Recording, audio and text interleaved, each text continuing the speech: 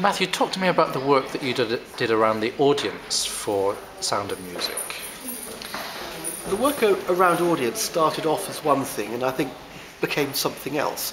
It started out when we were, at the beginning of 2007, starting to take the proposal to create Sound of Music seriously as a consultation exercise with our audience stakeholders.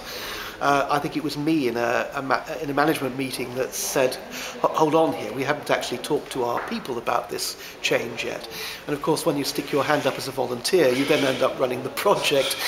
So I ended up with what we called the audience work stream, which initially, as I say, began as a consultation exercise with our audience stakeholders. And it took the form of an e-survey of those stakeholders about what they wanted to see from a new organisation. And we got some very interesting results back from this e-survey, which was the largest of its kind that had been undertaken in the new music sector for many, many years. Indeed, we couldn't find any comparable research that had been done into the tastes and interests of that particular community. They showed that, broadly speaking, they wanted to see things like live events and touring, many of the things that we did currently continue, and that they were less interested in areas like learning and participation, where perhaps the audience was elsewhere and we weren't necessarily capturing them through that e-survey.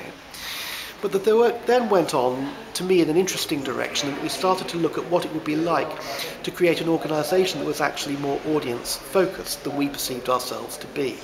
We perceived ourselves to be serving quite a narrow community, albeit we were serving them quite well.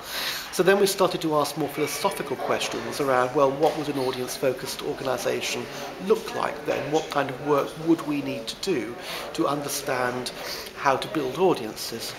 And for this we used the organisation Audiences London to help us scope this work and effectively act as a consultant on the project.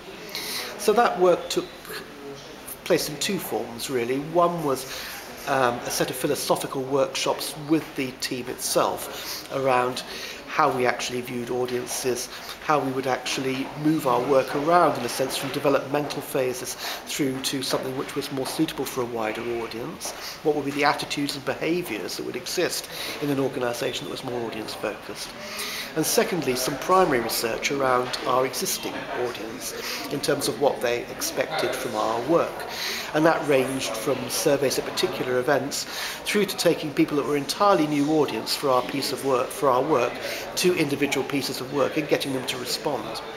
And the latter piece of work in particular produced some fairly challenging and invaluable feedback in terms of the way we presented the work that we did and exactly the errors that we made in essentially making it appealing to a wider audience rather than to a niche who already knew what they were coming from. This work is very much ongoing within Sound of Music.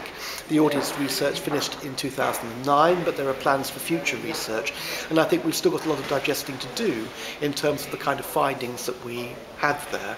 But I think some of the learnings are already bearing fruit in terms of the kind of work we're doing with sound art and the kind of way we're trying to do wrap-around learning and digital and information projects around those particular areas of work to make them more appealing and accessible to a wider audience.